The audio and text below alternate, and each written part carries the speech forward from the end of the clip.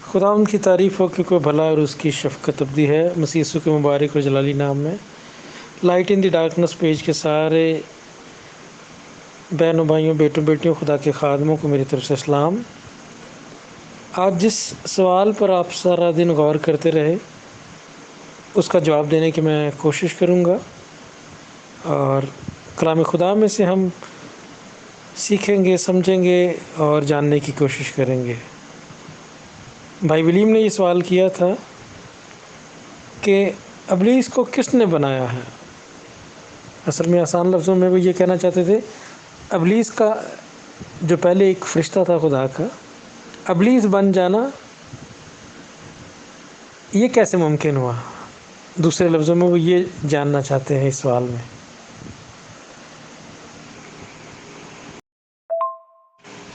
جیسا کہ ہم سب اس بات پر اتفاق کرتے ہیں اور ایمان رکھتے ہیں کہ خدا قدوس جلال کے بادشاہ رب الافواج نے جو ابراہیم، اسحاق، یعقوب اور داؤد کا خدا ہے، جو ہمارا خدا ہے، جس نے اپنا اکلوتا بیٹا ہمارے لیے قربان کیا، اس نے کوئی بھی چیز خراب نہیں بنائی۔ سب کچھ جو اس نے بنایا بہترین بنایا، کامل بنایا، خوبصورت بنایا اور ٹھیک مقصد کے لیے بنایا۔ پیارے عزیزو، خدا نے جتنی بھی مخلوقات پیدا کی ان میں سے دو ایسی مخلوقات ہیں جو بہت اہمیت رکھتی ہیں خدا کے لیے۔ نمبر ایک، انسان آدم اور اس کی نسل،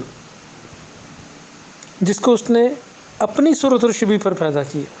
کسی اور مخلوق کو خدا نے اپنی صورت اور شبیہ پر پیدا نہیں کیا، صرف انسان کو۔ انسانی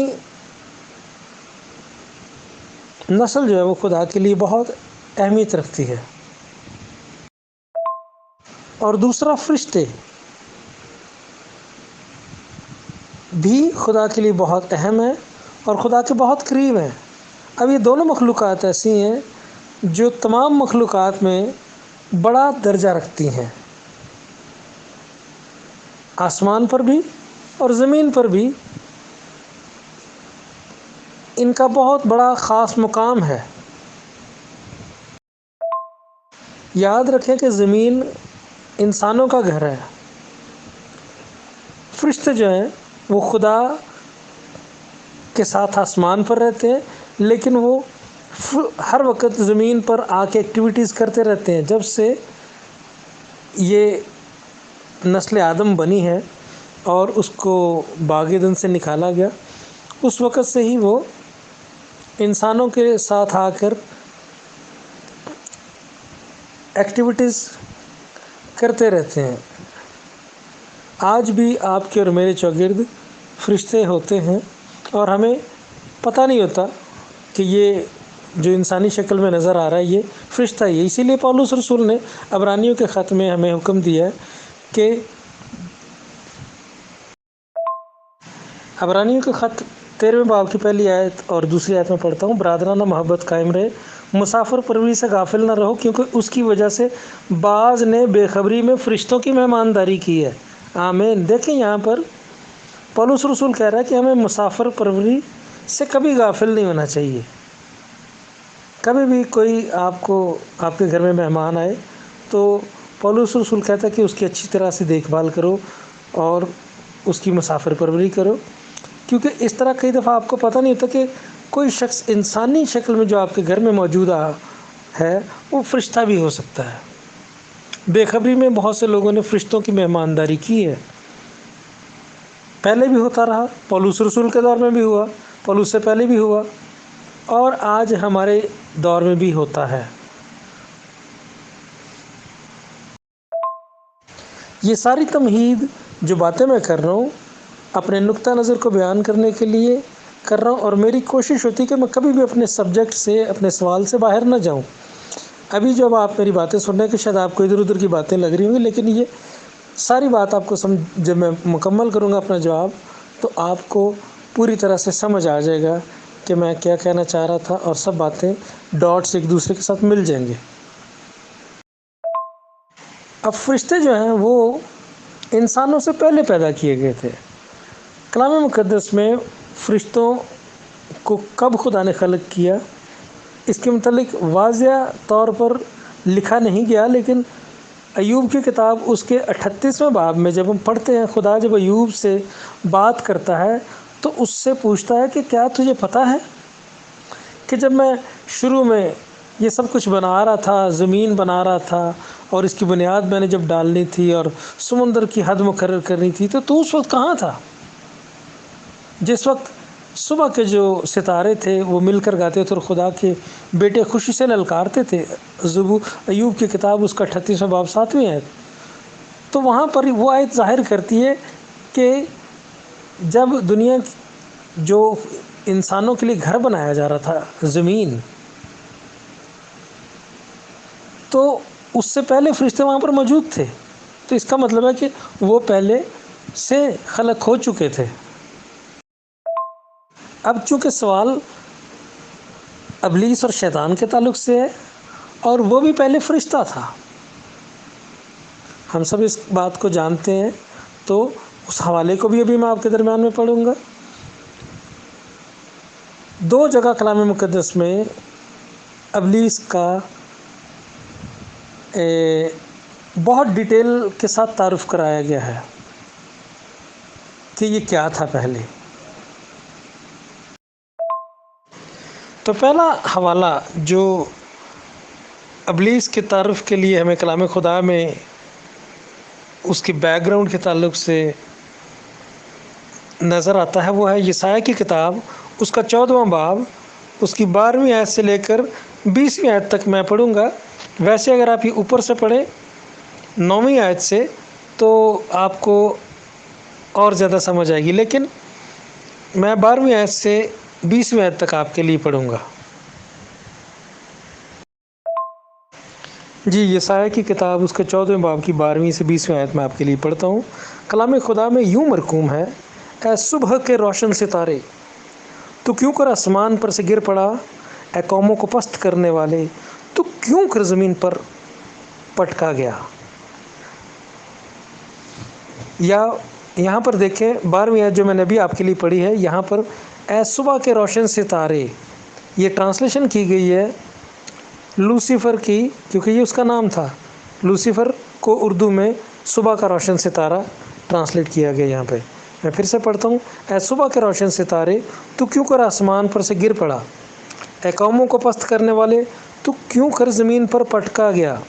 تو اپنے دل میں کہتا تھا، میں آسمان پر چڑھ جاؤں گا، میں اپنے تخت کو خدا کے ستاروں سے بھی اونچا کروں گا، اور میں شمالی اطراف میں جماعت کے پہاڑوں پر بیٹھوں گا، میں بادلوں سے بھی اوپر چڑھ جاؤں گا، میں خدا تعالیٰ کی مانند ہوں گا، لیکن تو پاتال میں گڑھے کی تہ میں اتارا جائے گا، اور جن کی نظر تجھ پر پڑے گی تجھے غور سے دیکھ کر کہیں گے کہ یہ وہی شخص ہے جس نے زمین کو لرزایا اور مملکتوں کو ہلا دیا، جس نے جہان کو ویران کیا اور اس کی بستیاں اجاڑ دیں، جس نے اپنے اسیروں کو آزاد نہ کیا کہ گھر کی طرف جائیں۔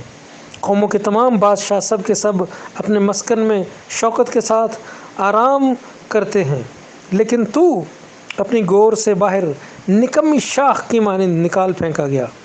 تو ان مقتولوں کے نیچے دبا ہے جو تلوار سے چھیدے گئے اور گڑھے کے پتھروں پر گرے ہیں، اس لاش کی مانند جو پاتال سے جو پاؤں سے لتاڑی گئی، اس لاش کی مانند جو پاؤں سے لتاڑی گئی ہو۔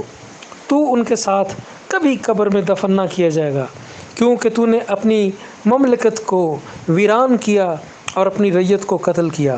بدکرداروں کی نسل کا نام باقی نہ رہے گا۔ آمین۔ ہاللویہ۔ دیکھیے اس حوالہ میں خدا نے مناسب سمجھا کہ وہ صبح کے روشن ستارے لوسیفر کا انٹروڈکشن کروائے کہ یہ پہلے کیا تھا اور پھر کس وجہ سے خدا نے اسے اپنے حضور سے گرا دیا، نکال دیا، اس کا اختیار اس سے چھین لیا اور اس کو اپنی مملکت سے خارج کر دیا اور اس کو ابلیس اور شیطان کا نام دے دیا۔ دیکھیں یہاں پر لکھا ہے کہ 13ویں آیت میں کہ تو اپنے دل میں کہتا تھا کہ میں آسمان پر چڑھ جاؤں گا، میں اپنے تخت کو خدا کے ستاروں سے بھی اونچا کروں گا. یعنی یہ خدا کے خلاف، خدا کی بادشاہت کو الٹنا چاہتا تھا، خدا کے تخت کے برابر اپنا تخت بنانا چاہتا تھا اور خدا کی مانند بننا چاہتا تھا. دیکھیں یہ خدا کے خلاف بغاوت کر رہا تھا، یہ خدا کے تخت کے برابر اپنے تخت کو لے کر جانا چاہتا تھا. میں آسمان پر چڑھ جاؤں گا، میں اپنے تخت کو خدا کے ستاروں سے بھی اونچا کروں گا، اور میں شمالی اطراف میں جماعت کے پہاڑوں پر بیٹھوں گا، میں بادلوں سے بھی اوپر چڑھ جاؤں گا، میں خدا تعالیٰ کی مانند ہوں گا. یہ تھی اس کی پرابلم. اور پھر 15ویں آیت میں خدا نے اپنی ججمنٹ اس پر جو کی وہ سنا دی ہے کہ لیکن تو پاتال میں گڑے کی تہ میں اتارا جائے گا. ہاللیلویہ. پاتال جو سب سے نچلا حصہ ہے، زمین کے نیچے ایک خاص جیل کہہ لیں، خدا کے مخالفین کے لیے تیار کی گئی جگہ کہہ لیں، اس کے اندر اس کو اتارا جائے گا. خدا نے کہا کہ تو میرے تخت کی اونچائی کے برابر اپنا تخت بنانا چاہتا تھا، میری مانند بننا چاہتا تھا، اس لیے دیکھ تیرا فیوچر میں نے یہ کر دیا کہ تجھے پاتال کی تہ میں گڑھے میں اتارا جائے گا، سب سے نچلی جگہ پر. وہاں پر تو ہمیشہ کے لیے سزا کے لیے بند کر دیا جائے گا. دیکھیے یسایا کی کتاب کے 14 باب کی 16ویں آیت میں ابلیس کے لیے لکھا ہے کہ جن کی نظر تجھ پر پڑے گی تجھے غور سے دیکھ کر کہیں گے کہ یہ وہی شخص ہے جس نے زمین کو لرزایا اور مملکتوں کو ہلا دیا.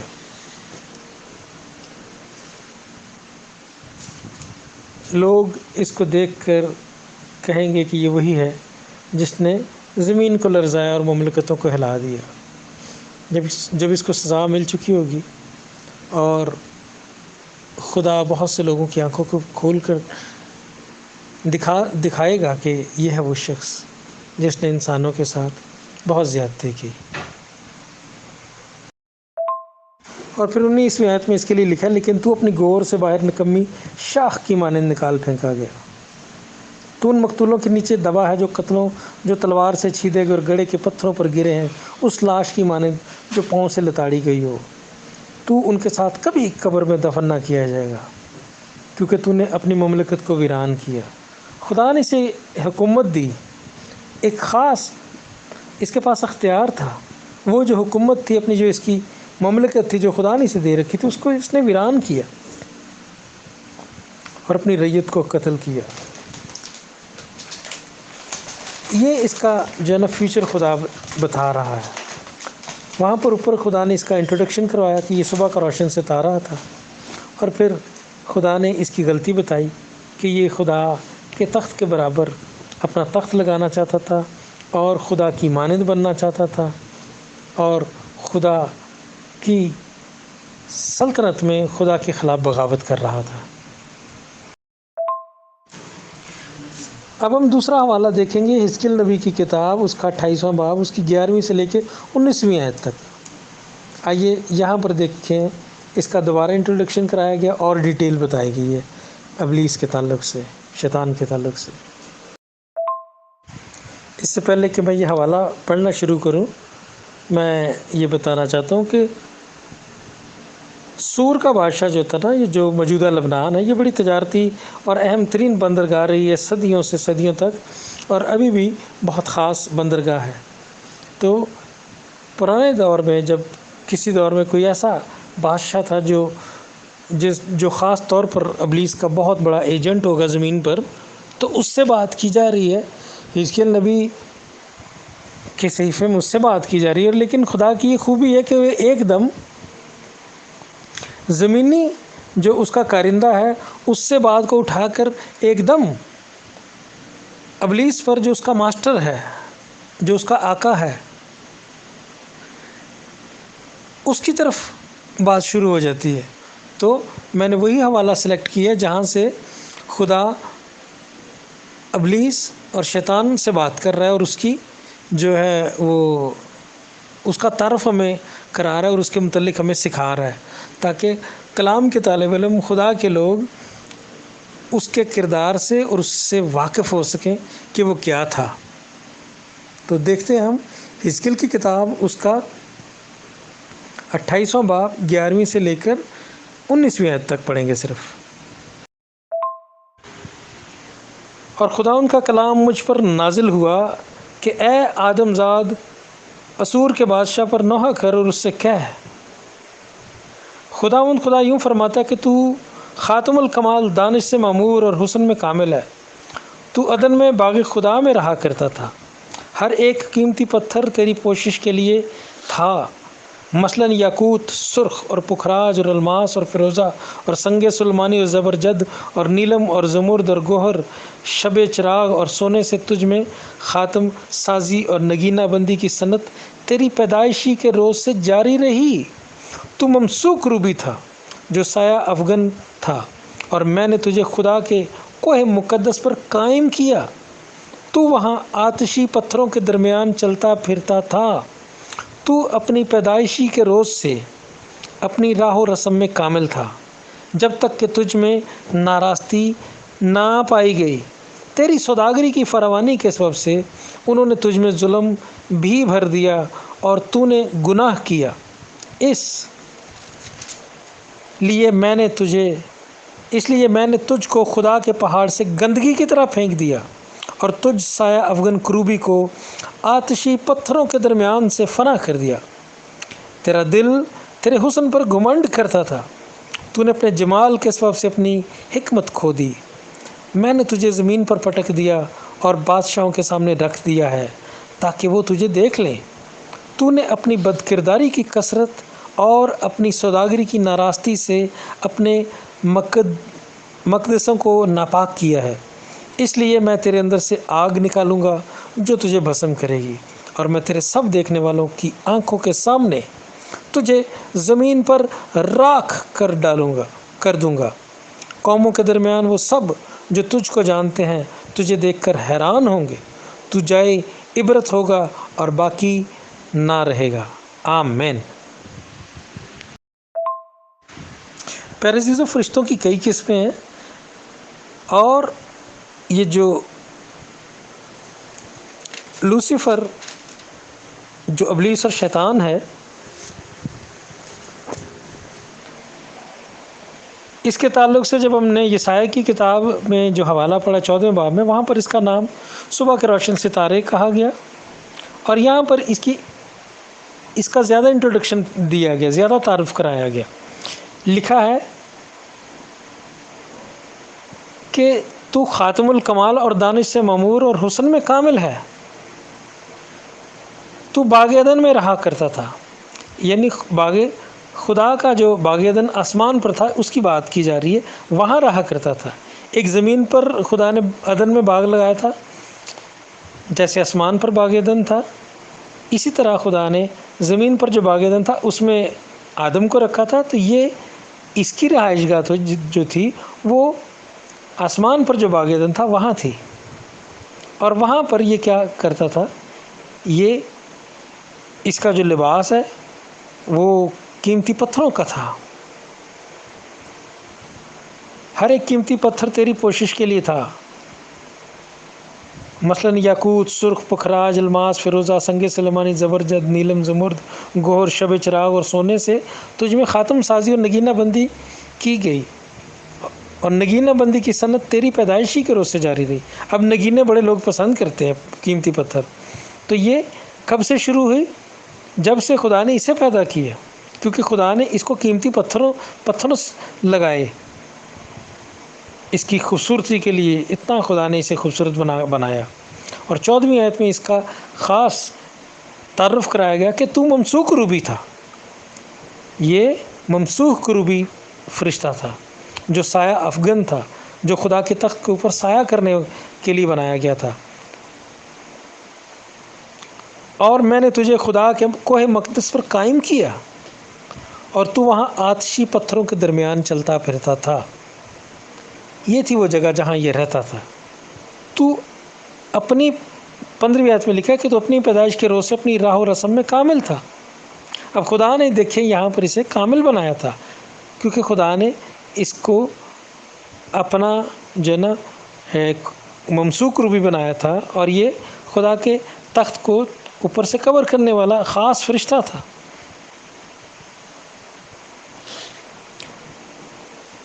کلام خدا یہ کہہ رہا ہے 15ویں آیت میں، حزقیل کی کتاب کے 28ویں باب کی 15ویں آیت میں، کہ یہ اس وقت تک اپنی راہ و رسم میں کامل رہا جب تک کہ اس میں ناراستی نہ پائی گئی، جب تک کہ تجھ میں ناراستی نہ پائی گئی۔ اور پھر 16ویں آیت میں آگے اس کی جو ہے نا کاروبار کی باتیں ہونی شروع ہو گئی کہ اس نے سوداگری کی، تیری سوداگری کی فروانی کے سبب سے انہوں نے تجھ میں ظلم بھی بھر دی اور تو نے گناہ کیا، اس لیے میں نے تجھ کو خدا کے پہاڑ سے گندگی کی طرح پھینک دیا اور تجھ سایہ افغن کروبی کو آتشی پتھروں کے درمیان سے فنا کر دیا۔ خدا نے وہاں سے اس کو اپنے پہاڑ سے گندگی کی طرح پھینک دیا۔ پھر جب خدا اس سے ناراض ہوا، اس کی ناراستی کی وجہ سے، اس کی بغاوت کی وجہ سے، اس کے گھمنڈ کی وجہ سے، اس کے غرور کی وجہ سے جو اس کے دل میں سما گیا تھا۔ 17ویں آیت بتاتی ہے، تیرا دل تیرے حسن پر گھمنڈ کرتا تھا، تو نے اپنے جمال کے سبب سے اپنی حکمت کھو دی۔ اس کی خوبصورتی ہی اس کی پرابلم بن گئی، اور اسی وجہ سے پھر اس کی حکمت بھی اس سے چھین لی گئی، اور میں نے تجھے زمین پر پٹک دیا اور بادشاہوں کے سامنے رکھ دیا تاکہ وہ تجھے دیکھ لیں۔ عام طور پر بھی آپ دیکھیں، کبھی جو بہت خوبصورت لوگ ہوتے ہیں وہ تو عام لوگوں سے زیادہ مغرور ہوتے ہیں اپنی خوبصورتی کی وجہ سے۔ تو غرور ایک ایسی چیز ہے جس کا مقابلہ خدا خود کرتا ہے۔